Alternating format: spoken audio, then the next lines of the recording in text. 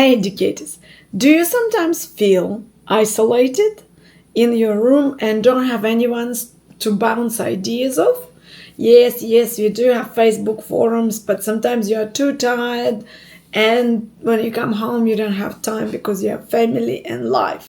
It is particularly true if you are an early childhood teacher with children under, let's say, the ratio 11 children, preschool age, or you're working in family daycare or in after school care. Sometimes you work by yourself and you don't have anyone to bounce the ideas off. And reading about ChatGPT, I'm reading this book at the moment,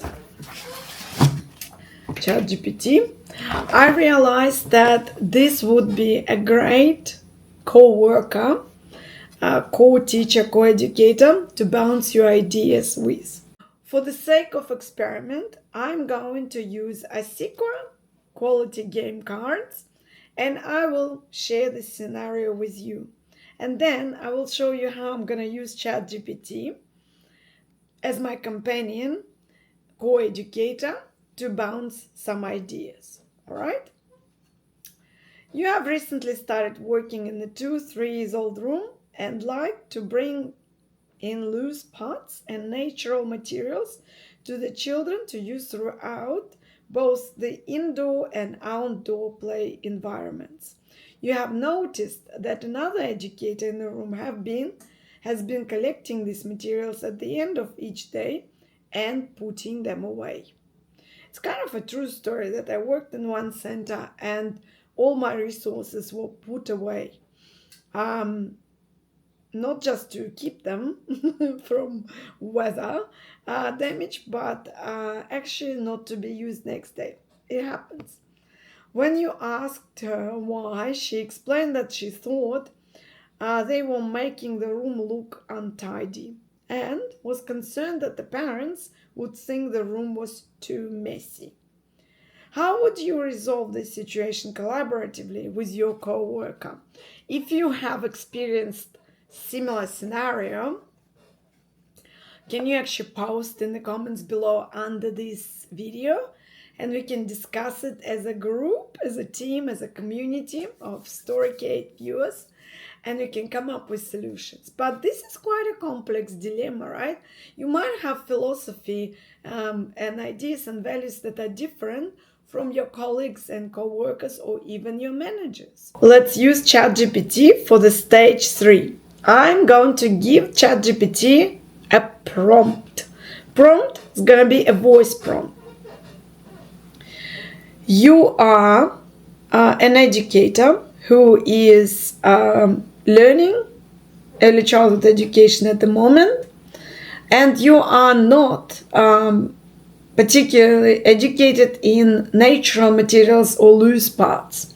You believe that they make room look untidy, and you are concerned that the parents would think that the room was too messy if we leave a lot of loose parts and materials out in the open. Loose parts can indeed create a sense of disorganization if not managed properly. When there's a variety of materials scattered around, it might appear cluttered and chaotic, especially to someone unfamiliar with the educational value they offer. However, when organized thoughtfully, they can inspire creativity and exploration. It's all about finding a balance and having clear storage solutions to keep the space tidy. Great. So now try to be an educator who is pro loose parts and give me 5 reasons that I can use in discussion with this other co-worker to prove that loose parts are actually fantastic for early childhood education and care. Absolutely. Here are 5 compelling reasons to advocate for loose parts in early childhood education. 1. Creativity and imagination. Loose parts encourage children to use their imagination, transforming simple objects into endless possibilities for play. 2. Fine motor skills. Handling various materials helps develop fine motor skills and hand-eye coordination. 3.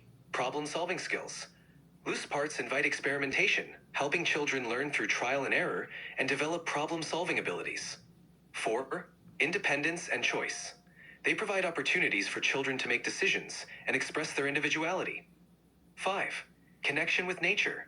Using natural materials can foster a connection with nature, encouraging environmental awareness and sustainability. Loose parts offer a wealth of developmental benefits while supporting open-ended play and learning. So it looks like we have a lot of benefits for loose parts.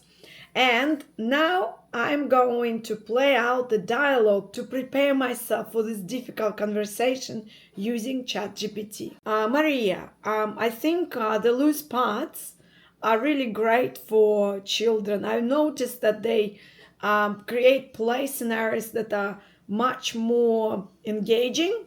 They also more social and they play together for hours, and they always keen to revisit and review their constructions, for example. And I've noticed a very positive change in their behavior as well. Let's now play dialogue where you will be the opponent of the loose parts and you will be answering as if you're my co-educator, and I will play the role of someone who is pro loose parts. Let's have a lively discussion and professional discussion. I'll start. I can see why you appreciate loose parts, but I'm concerned about the mess they create. A cluttered space can be overwhelming for some children and may lead to safety concerns. Parents might also worry that the environment isn't well managed, which can impact their perception of the program. I hear you, I understand. We are using loose parts mainly outside, so I was wondering what kind of solutions can we come up with together to keep this area tidy.